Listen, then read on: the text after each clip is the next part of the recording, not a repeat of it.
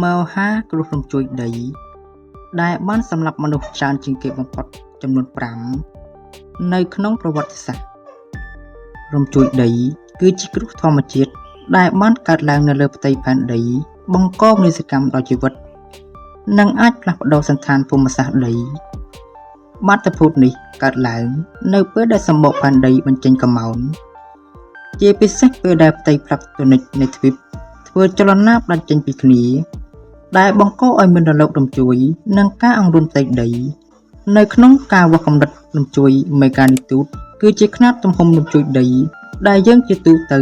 តែងប្រើដោយសម្គាល់នឹងពាក្យ Richter ជាធម្មតាតាមការសង្កេតរបស់អ្នកវិទ្យាសាស្ត្រកម្រិតរំជួយដី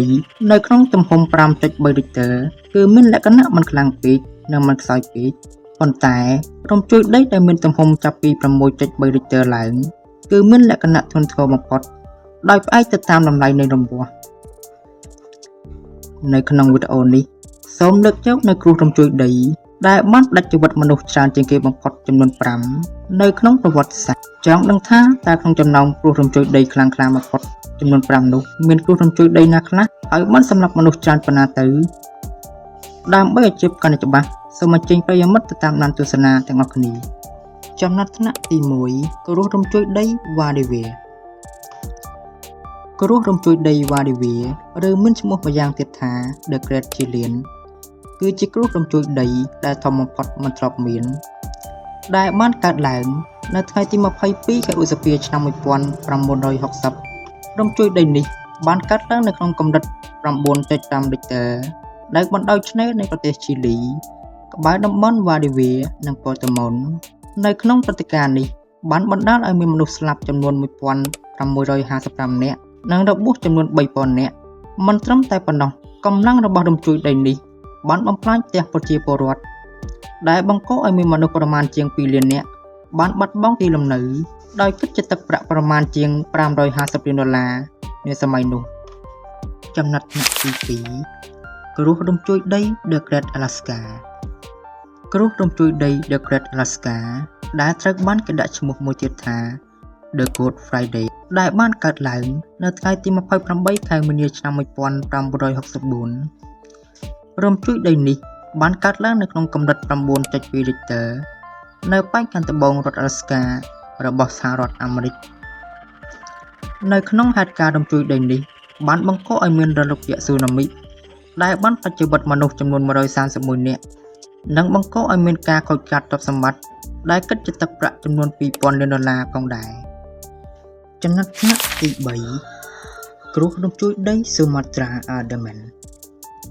គ្រោះរំជួយដី Sumatra Andaman គឺជាគ្រោះធម្មជាតិដ៏ធំមួយនៅក្នុងទ្វីបអាស៊ី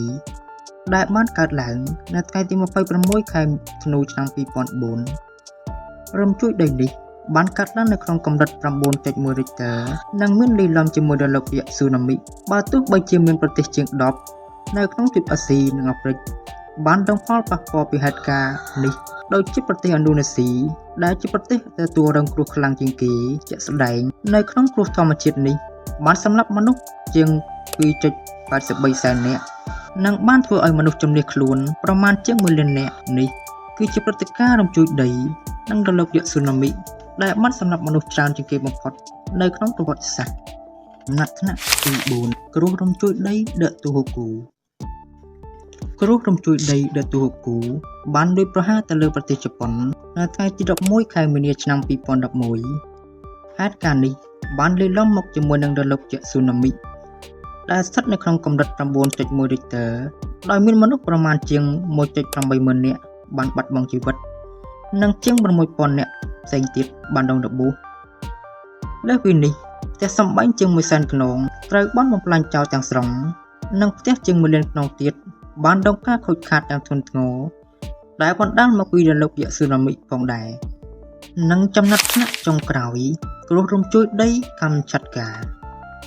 គ្រោះរំជួយដី Kamchatka